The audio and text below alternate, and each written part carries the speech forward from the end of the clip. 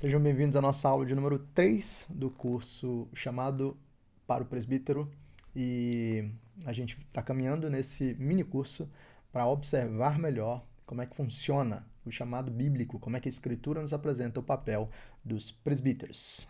Vamos lá para a nossa terceira aula, em que a gente trata das qualificações. Como é que a Escritura define as características fundamentais que alguém deve ter para se tornar um presbítero? A Bíblia fala claramente sobre isso em dois textos. O primeiro é o de 1 Timóteo 3, de 1 a 7. O segundo é Tito, capítulo 1, do versículo 5 ao 9. E eles são muito semelhantes.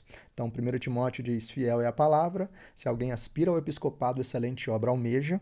É necessário, portanto, que o bispo seja irrepreensível, esposo de uma só mulher, temperante, sóbrio, modesto, hospitaleiro, apto para ensinar, não dado ao vinho, não violento, porém cordato, inimigo de contendas, não avarento, e que governe bem a própria casa, criando os filhos sob disciplina, com todo o respeito. Pois se alguém não sabe governar a própria casa, como cuidará da igreja de Deus?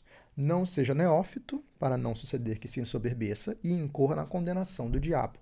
Pelo contrário, é necessário que ele tenha bom testemunho dos de fora, a fim de não cair no opróbrio e no laço do diabo.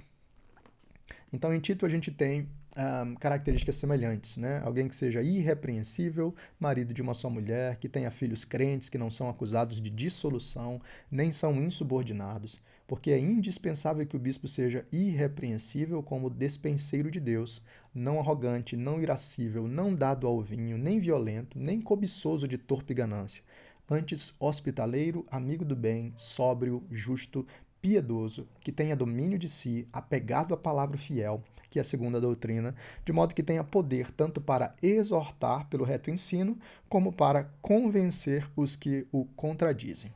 Então, o que é importante a gente observar aqui? Quando a gente pensa, né, nos 3 Cs necessários, caráter, conhecimento e competências, eles funcionam nessa ordem.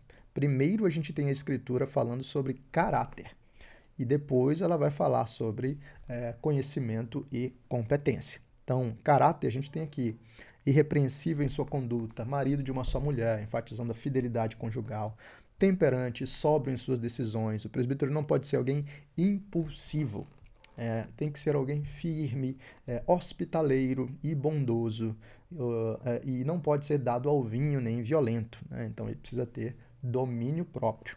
Então essas são a maior parte das qualificações definidas para o presbítero. E em seguida nós temos conhecimento e competências.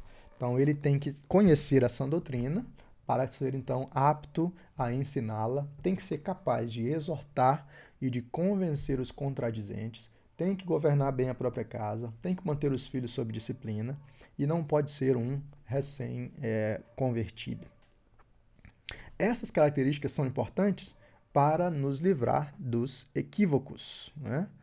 Então, não basta que o presbítero seja simplesmente alguém legal, gente boa, ou que ele tenha tempo disponível para a igreja, porque as características bíblicas são claras, e essas características dizem respeito a caráter, conhecimento e competências.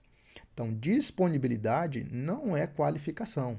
Não é vamos colocar fulano só porque ele está disponível. Não tem ninguém para ficar lá, ele está disponível, a gente coloca ele lá. Por vezes, escolher pessoas para cargos de liderança só porque elas têm tempo disponível pode ser um grande prejuízo para a igreja, porque pessoas que não foram chamadas para ocupar essa função podem tomar decisões erradas ou tratar as ovelhas de uma forma errada. Popularidade não é espiritualidade, então não é critério bíblico ser benquisto, ser carismático. Isso não substitui maturidade espiritual e o conhecimento da palavra que Deus exige. Então não basta ser popular. E sucesso secular não é aptidão espiritual. Sucesso nos negócios ou na vida profissional não garante capacidade para liderar espiritualmente o rebanho de Deus. Não interessa se o presbítero é bem-sucedido na cidade ou alguma coisa assim, é preciso que ele tenha as características bíblicas. Então, para a igreja, exame cuidadoso, a congregação deve examinar diligentemente a vida e o testemunho dos candidatos ao presbiterato, observando se manifestam essas qualificações, essas qualidades requeridas, e podem ser examinados e testados. Né? E para todos os crentes, embora nem todos sejamos chamados ao presbiterato, essas qualificações servem como um modelo de santidade para todos nós, são padrões de maturidade espiritual que nós podemos e devemos buscar em nossa caminhada com Cristo. Então, ore pelos líderes da igreja para que eles tenham essa integridade, fidelidade à palavra e uma vida familiar saudável e equilibrada. Obrigado por terem acompanhado mais essa aula. A gente se vê na aula de número 4.